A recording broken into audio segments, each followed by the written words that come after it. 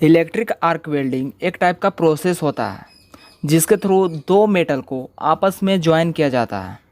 Since इस welding में electric arc का यूज करते हैं, इसलिए इसको इलेक्ट्रिक आर्क वेल्डिंग बोला जाता है। इस टाइप के वेल्डिंग में हाई टेम्परेचर क्विकली डेवलप हो जाता है, इसलिए इस टाइप के वेल्डिंग का मोस्ट कॉमनली यूज किया जाता है। आफ्टर वॉचिंग द वीडियो, अगर आपको लगेगा कि ये चैनल आपके लिए हेल्पफुल है तो प्लीज़ चैनल को सब्सक्राइब कर लें और बेल आइकन को भी प्रेस कर लें ताकि वीडियोज आप तक पहुंच सके। इलेक्ट्रिक आर्क वेल्डिंग के लिए एक डीसी जनरेटर का यूज किया जाता है। कहीं कहीं पे एसी जनरेटर का भी यूज किया जाता है, लेकिन उसके साथ एक रेक्टिफायर सर्किट को कनेक्ट करते हैं। रेक्टिफायर सर्किट जो रहता है वो एसी करंट को डीसी करंट में कन्वर्ट कर देता है। Electric arc welding AC current से भी ऑपरेट हो सकता है, लेकिन ज़्यादातर हम लोग डीसी करंट से ही ऑपरेट करते हैं। एक मेटालिक स्ट्रक्चर के ऊपर दो मेटल प्लेट रखा हुआ है जिसको कि आपस में ज्वाइन करना है। जनरेटर के पॉजिटिव टर्मिनल को मेटल स्ट्रक्चर के साथ कनेक्ट करते हैं जिसके ऊपर दो मेटल पीसेज रखा हुआ है, और जनरेटर के निगेटिव टर्मिनल को इलेक्ट्रोड होल्डर के साथ कनेक्ट करते हैं।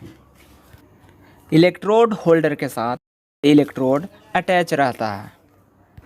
यहाँ पर जनरेटर के दोनों टर्मिनल्स को हम लोग चेंज करके भी कनेक्ट कर सकते हैं। जब हम लोग इस तरह से कनेक्ट करते हैं तो जो मेटल प्लेट्स रहता है वो एनोड का काम करता है और जो इलेक्ट्रोड रहता है वो कैथोड का काम करता है। जब इलेक्ट्रोड को मेटल प्लेट्स के पास ले जाते हैं तो मेटल प्लेट और इलेक्ट्रोड के बीच का जो एयर गैप रहता है वो हाई टेम्परेचर के कारण आयोनाइज हो जाता है और वहाँ पे स्पार्क जनरेट होता है जिसको आर्क भी बोला जाता है, और उस आर्क के कारण ट्रमेंडस हीट वहाँ पे जनरेट होता है। हीट का टेम्परेचर लगभग 3000 टू 4000 डिग्री सेंटीग्रेड तक रहता है। इस हीट के हेल्प से मेटल प्लेट्स के उस पोर्शन को जिसको ज्वाइन करना है उसको पहले मेल्ट करते हैं।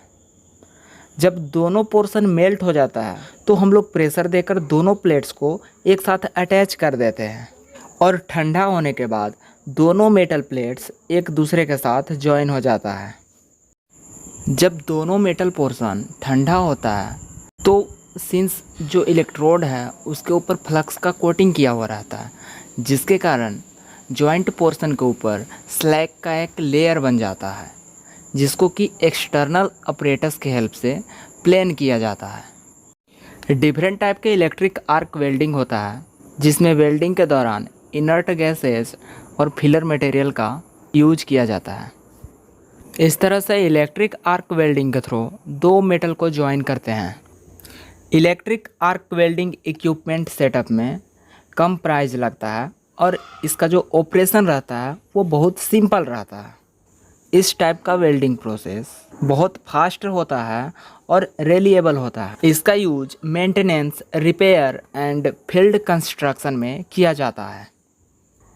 इलेक्ट्रिक आर्क वेल्डिंग में क्विकली हाई टेम्परेचर डेवलप हो जाता है। इस टाइप के वेल्डिंग को एक स्किल्ड पर्सन ही ऑपरेट कर सकता है। इसका यूज शिप कंस्ट्रक्शन में किया जाता है। इसका यूज ऑटोमेशन इंडस्ट्रीज में किया जाता है। इसका यूज ऑटोमोबाइल इंडस्ट्रीज में किया जाता है।